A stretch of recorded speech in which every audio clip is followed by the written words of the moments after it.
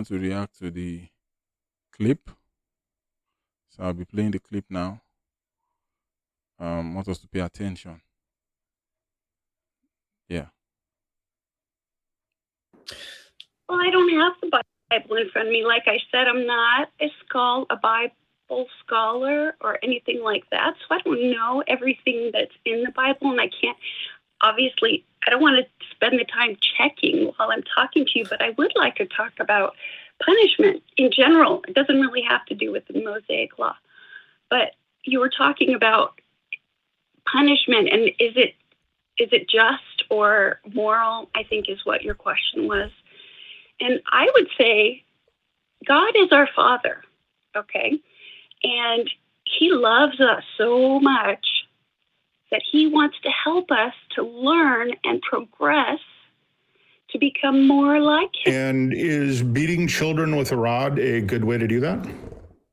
Now, he said, is beating children a good way to do that? The lady said, God is our Father and he loves us so much that he wants to help us to learn to be more like him. And the guy said, is beating children with a rod a good way to do that? This guy made it sound as if God beats his children anytime he feels like it. Let's continue the video. I don't know. But this is what I would. Well, 1 Samuel 7:14 says, and I quote, "I will be a father to him, and he'll be a son to me. When he commits iniquity, I will correct him with the rod of men and the strokes of the sons of men." Seems to me that beating your child is absolutely okay with God. Okay, after I read that passage, 2 Samuel 7:14, verse 14, it says, beating your children, God is okay with beating your children.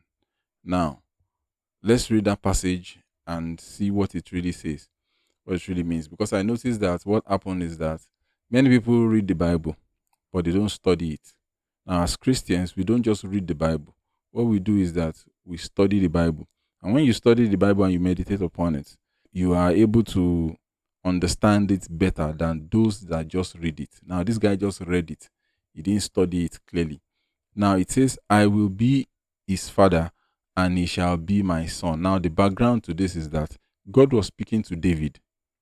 Now, God was telling David everything he has done for David, every defeat, every battle he has made him go through and won. Now, David was in his old age and God wanted to replace him with his son. God told him, when you are gone, I'm going to put your son on the throne and I'm going to treat him as my son. I am going to be his father. And that was what God was telling him. God said, I will be his father and he shall be my son. If he commits iniquity, I will chasten him. What does that mean? Chasten. To punish or reprimand for the sake of improvement. That is what chasten means. God said, I will chasten him with the rods of men and with the blows of the sons of men. That's what God said. God did not say he is going to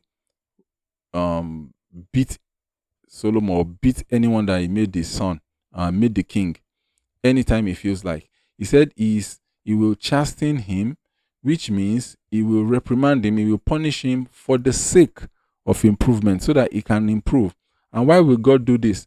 If he commits iniquity, if he sin, if he does not follow his ways, if he turn away from his ways, from the Lord's ways, if he worship any other God, God says he will chasten him, make him turn back to him and improve. That is what God says. You've tried everything and nothing seems to be working. If using the rod will be the solution, then you must not withhold it. Now, it will not make any sense at all. It will not make any sense if you are still alive and your son or your daughter is arrested and is sentenced to life imprisonment, or your daughter or son is sentenced to life in prison. It will not make any sense. It means you have failed as a parent. Okay, let's continue the video.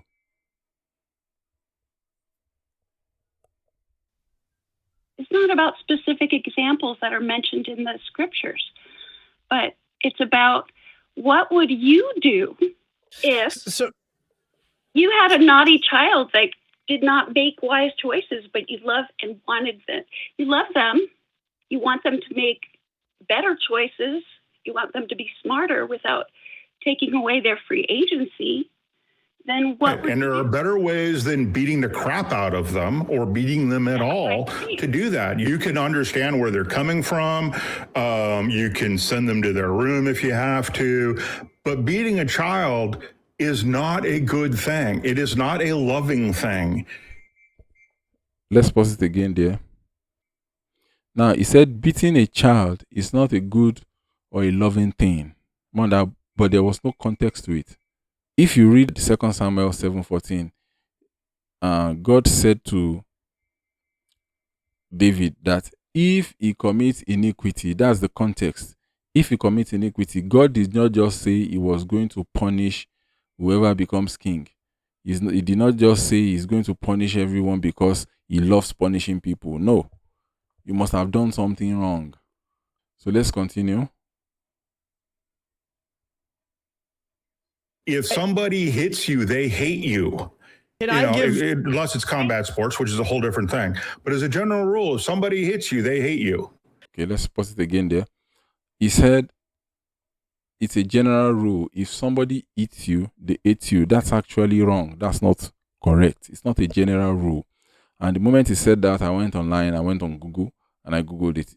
And what I Googled was that, is it a general rule that if someone hits you, they hate you? And this is what, this is the result I got. The answer is no. It is not a general rule that if someone hits you, they hate you. While physical violence is a serious sign of an unhealthy, abusive, or dangerous interaction, psychology and behavioral studies indicate that eating is rarely solely driven by it, which means when someone eats, it is not driven because they ate you. It is not driven by it. It's not because someone ate you, that's why they eat you. That is not correct. It's not a general rule that if someone eats you, it means they ate you. Now, what are the reasons why people eat another person? What are the reasons? I'm going to just speak about 2 reasons from 4 reasons. The first reason is in relationship. It is for control and power.